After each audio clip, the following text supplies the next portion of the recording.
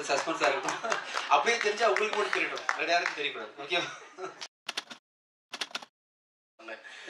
But நாங்கள் இப்போ edit பண்ணும்போதெல்லாம் நாங்கள் சிரிப்போம். எடிட்டில் உட்காந்து பார்க்கும்போது எல்லாமே நான் சிரிச்சுக்கிட்டே இருக்கேன். ஆனால் ஒர்க் பண்ணும்போது ரொம்ப ரொம்ப ஜாலியாக இருந்தது. அவர் சொன்ன மாதிரி தான், அவருக்கே தெரியாம சீன்லாம் முடிச்சிருவோம். ஏன்னா அவ்வளோதான், முடிச்சிருச்சா கிளம்பணுமா அப்படிமா. ஆமாங்க கிளம்பலாம். ஸோ அவர் வந்து ரொம்ப கஷ்டப்படாம ஈஸியா ஆனால் ரொம்ப நல்லா பண்ண படம் ஹிட்லர்னு நான் நம்புறேன். சூப்பர். நீங்க ஏதாவது பேசணும்னு நினைக்கிறீங்களா? மேடம், நானே அணில் குஞ்சு இப்போதான் வந்துருக்கேன், அதனால என்னை விட்டுருங்க. நான் தான் நிறைய பேசுகிறோம். தானா சார்? சார் ஹிட்லர் போட்டிருக்கீங்க, அதில் வந்து கன்னும் இருக்கு, இன்னொன்று வந்து நம்ம தேர்தலோட சிம்பிளும் இருக்கு, சின்னங்கள். இது எதை பற்றி, அரசியல் பற்றியான புரிதல் இருக்குமா? இதில் என்ன சொல்ல வரும்? ஹிட்லர்னா ஒரு சர்வாதிகாரம் தான் எல்லாருக்கும் தெரியும், இடியாமின் இவங்கெல்லாம். ஸோ இது ஹிட்லர் பேர் வச்சிருக்கீங்க சொன்னீங்க, பட் ஆனால் அந்த சிம்பிள் எதை சொல்ல போகுது? சர்வாதிகாரத்தோட சிம்பிளாக தான் ஹிட்லர் அதை கொண்டு வந்திருக்காரு. ஸோ ஸ்வஸ்திக் சின் அதோட சிம்பிள் அது. ஸோ ஹிட்லரோட கொடியில் இடம்பெற்ற ஒரு முக்கியமான இது. ஸோ ஹிட்லருங்கிற நேம் எப்படி ஒரு இருக்கோ, ஸோ அதனால அந்த சிம்பிளே நாங்கள் கொண்டு வரோம். ஒரு சர்வாதிகாரத்தோட அடையாளமாக மட்டும் கொண்டு வரோம். வேற எதுவும் இந்த இதுக்குள்ள வேற எந்த இதுவும் கிடையாது. ஹிட்லர் நீங்க மனசுல வச்சுட்டு ஸ்வஸ்திக் அந்த இதை பார்த்தா மட்டும் போதும் நினைக்கிறேன். நீங்க சாஃப்டான கேரக்டர் விஜய் ஆண்டனி சார். ஆக்சுவலா பாத்தீங்கன்னா நீங்க சிம்பிளா வேற வந்திருக்காரு, செருப்பு கூட போடல. அவரை எப்படி சூஸ் பண்ணீங்க? நான் சாஃப்ட்வேர் நினைச்சிட்டு இருக்கீங்க நீங்க. இல்ல சார், நீங்க ஸ்டண்ட் கிட்ட சொல்லும் போதே தெரிஞ்சது.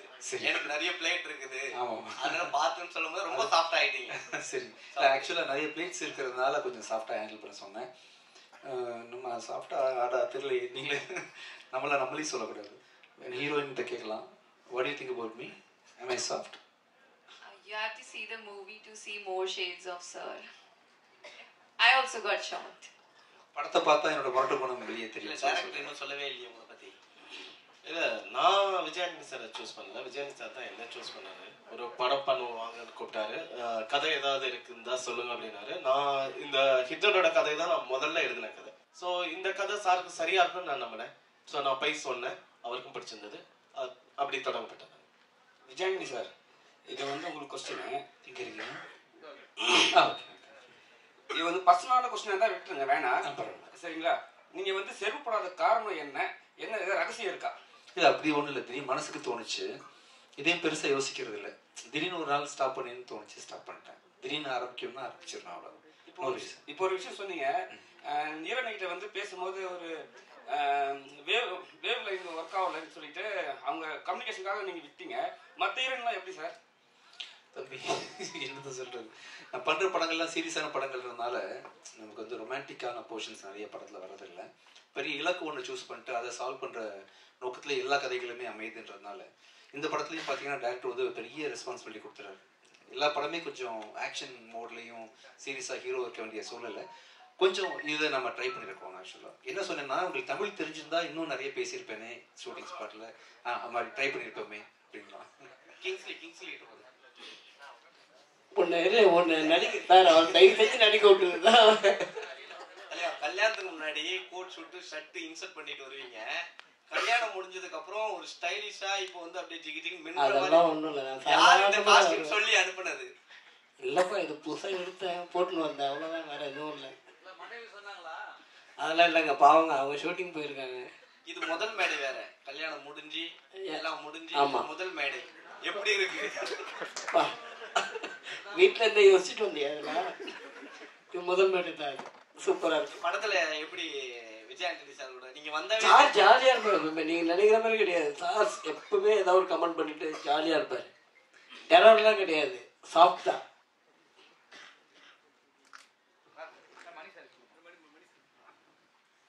ஹிட்லர் வந்து ஒரு பெரிய சர்வாதிகாரிங்கிறது எல்லாருக்குமே ஊருக்கே உலகத்துக்கே தெரியும். அவருடைய ஸ்வஸ்திகா சின்னம் இருக்கு பாருங்க, அதை நீங்க குறிப்பிட்டிருக்கீங்க இங்க. அது ஒரு மத குறியீடு. அது மட்டும் இல்லை, அவர் அடிக்கடி வந்து காளியை பற்றி புகழ்ந்து பேசுவார். காளி இல்லாமல் என்னால் இருக்க முடியாது, காளியினுடைய குற்றப்பார்வை அப்படின்லாம் சொல்லக்கூடியவர். ஆக ஒரு மதத்தினுடைய பிரதிநிதியாக ஹிட்லர் காட்டுறீங்க. நாங்கள் அப்படி எதுவும் காட்டவும் இல்லை, அந்த மாதிரி ப்ரொஜெக்ட் பண்ண வேண்டிய தேவை இந்த படத்துக்கும் இல்லைன்றதுனால நீங்கள் ஹிட்லரை ஒரு சர்வாதிகார ஒரு இதுவாக மட்டும் பார்த்தா போதும்னு மற்றபடி இதுக்கு வந்து இது வேற எந்த மத அடையாளமோ இதுவோ எதுவுமே கிடையாது. முக்கியமா ஹிட்லரை குறிப்பிடவும் இல்லை. ஹிட்லருங்கிறது நான் முன்னாடியே சொன்ன மாதிரி அது ஒரு படிமம், அவ்வளவுதான். இல்ல அந்த படிமத்தை வந்து கதாநாயகனை வந்து உயர்த்தி காட்டுற ஒரு தமிழ் சினிமாவில் நீங்க இது ஹிட்லர் வந்து கதாநாயகன் சொல்லுதுன்னு நீங்க சொல்ல முடியாது. இல்ல நான் வந்து இந்த படத்தினுடைய தலைப்பை வச்சு நான் சொல்றேன். படத்தோட தலைப்பு வில்லனுக்குண்டான தலைப்பாகவும் இருக்கலாம் இல்லையா? ஓ, அப்படின்னா கதையினுடைய நாயகன் எதிர்நாயகனா? கதையினோட நாயகனை மட்டுமே தலைப்பா வைக்கணும்னு இல்லையா சார்? சார், அதாவது ஆரம்பத்துல ட்ரைலர் என்ன போட்டீங்கன்னாக்கா நாம என்ன ஆயுதம் எடுக்கிறோங்கிறத எதிரிகள் தீர்மானிக்கிறான்னு சொல்லி, அது மாவோடைய வாஸ்தவம். ஹிட்லர் மாவோ ரெண்டும் ஆப்போசிட்டா இருக்கு. இல்ல எனக்கு அதுதான் புரியல. நீங்க வந்து அதுல இருக்க கருத்தை எடுத்துக்கிறோம் தான் நான் நினைக்கிறேன். அது அதோட யார் சொன்னா அவர் சொன்னதுல ஏதாவது குறியீடா இருக்கா அப்படின்னு போனா கிடையாது. இந்த படத்துக்கு அந்த வரி வந்து ரொம்ப முக்கியமான வரி. ஒரு போராட்டம் அப்படிங்கறது வந்து நம்ம எந்த விதமா போராடம் அப்படிங்கறத வந்து நம்மளோட எதிரி தீர்மானிக்கிறாங்கிற ஒரு மாவோட அந்த வரிகள் வந்து ரொம்ப முக்கியமான வரிகளா நான் நம்புறேன். இத வந்து அதனால இதை நம்ம கொண்டு வரோம். ஹிட்லருங்கிறத வந்து ஒரு சர்வாதிகாரத்தோட ஒரு அடையாளம். ஒரு மனிதன் ஒரு சர்வாதிகாரத்தை அடைஞ்சிடக்கூடாது, ஒரு ஹிட்லரா ஆயிடக்கூடாது அப்படின்ற ஒரு முனைப்பு தான் இந்த படம்.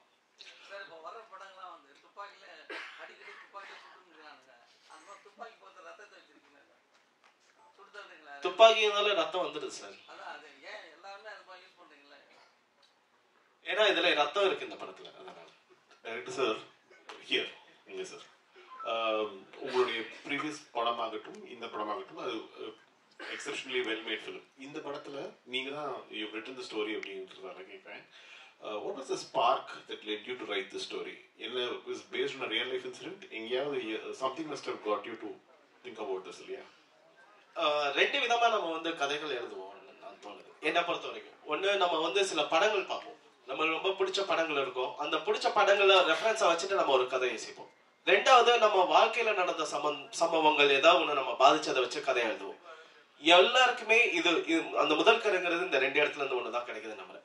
நான் என்னோட ஒரு நாள் பயணத்துல எனக்கு ஒரு எக்ஸ்பீரியன்ஸ் இருந்தது, அதை பேஸ் பண்ணி யோசிக்கும் போது இப்படி ஒரு கதை வந்து இது வந்து ரியல் லைஃப் இன்சிடென்ட்ஸ்ல இருந்தே வருதுன்னு சொல்லலாம்.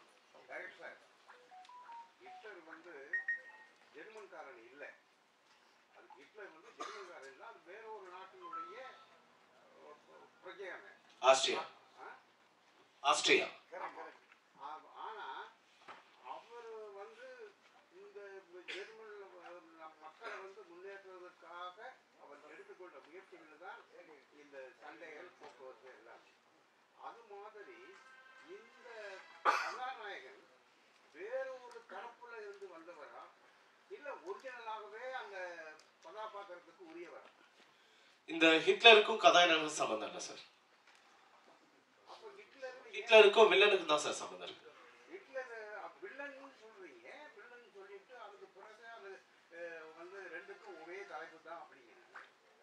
எனக்கு கேள்வி புரியல. ரெண்டு தலைப்பும் ஒரே தலைப்புன்னு எனக்கு புரியல சார்.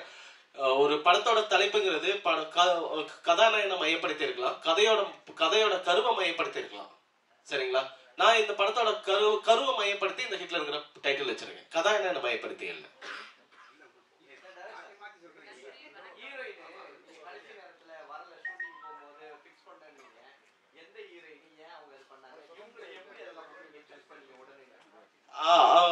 படத்துல நடிக்காதவங்களை பத்தி நம்ம பேசி அதை ஒரு இது பண்ண வேணாம். அவங்க உண்மையிலேயே இந்த படத்துல ரொம்ப இன்வால்மெண்டோட ஒரு ஹீரோயின் இருந்தாங்க. பட் அவங்க பர்சனல் ரீசனால அவங்களால வர முடியல. அவங்க ஃபேமிலியில ஒருத்தருக்கு வந்து ரொம்ப சீரியஸா இருந்ததுனால அவங்க கூட வந்து பாத்துக்க வேண்டியதாயிருச்சு. அதனால அந்த போனாங்க. 2 நாள்ல எங்களுக்கு வந்து ஒரு ஹீரோயின் கண்டிப்பா வேணும், அதுவும் என்னோட கேரக்டர் ஏற்ற மாதிரி வேணும், விஜயானி சாருக்கு ஆப்டாவும் கரெக்டாவும் இருக்கணும். ஸோ அதுல நிறைய 2 நாள்ல உட்காந்து கிட்டத்தட்ட 40 மணி நேரம் தலையை பிச்சுட்டு யார் இருக்காங்கன்னு பார்த்து அப்படி ஒரு இதுல ஒரு போட்டோஸ் பார்த்தோம். அந்த போட்டோஸ் பார்க்கும்போது எனக்கு அது வந்து மோஸ்ட்லி என்னோட கேரக்டர் ஆப்டா இருக்க மாதிரி தெரிஞ்சது. அப்புறம் அவங்க என்ன படங்கள் பண்ணியிருக்காங்கன்னு பார்த்தோம். சீரன் ஒரு படம், மன்மதலில இருந்தாங்க. அவங்க ஒரு விதத்துல ஒரு பூமிகாவோட ஒரு சாயல் இருந்தது. எனக்கு பூமிகா அவங்கள எனக்கு ரொம்ப பிடிக்கும். ரொம்ப நல்ல ஆக்ட்ரஸ் அவங்க. அவங்ககிட்ட ஒரு பாந்தம் இருக்கும். ஸோ அதே மாதிரி என்னோட ஹீரோயினுக்கு வந்து ஒரு ஜாலியான ஒரு பொண்ணு மட்டும் இல்ல, அவளுக்குள்ள ஒரு பெயின் இருக்கு, அவளுக்கு ஒரு எக்ஸ்பெக்டேஷன் இருக்கு லைஃப்ல. ஒவ்வொரு தடவையும் தோத்து வந்து நிக்கிற ஒரு பொண்ணு அவ. ஸோ அந்த பெயினை தாங்குற ஒரு முகம் வேணும்னு தோணுச்சு. ஸோ அது ரியாசுமான அவங்களுக்கு இருக்குன்னு நான் நம்பினேன். ஸோ அப்படி உள்ள வந்தாங்க.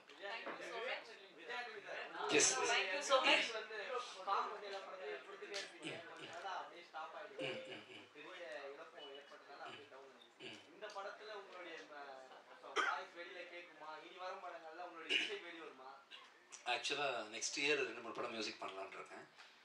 இந்த படத்தில் நான் பாடிக்கேனா இல்லையான்னு சஸ்பென்ஸ்ன்னு வச்சுருக்காங்க. சஸ்பென்ஸாக விட்டுலாமா? நான் பாடி கேட்டது சஸ்பென்ஸாக வச்சிடலாம். ஓகே, நான் பாடி கேட்டது சஸ்பென்ஸாக இருக்கட்டும். அப்படியே தெரிஞ்சால் உங்களுக்கு மட்டும் தெரியட்டும், வேறு யாருக்கும் தெரியக்கூடாது. ஓகே, நமக்குள்ள மட்டும் வச்சுக்கலாம். ஃபியூச்சரில் சொல்லிக்கலாம். இந்த ஒரு பாட்டு பாடிக்கலாம் நமக்கு மட்டும்.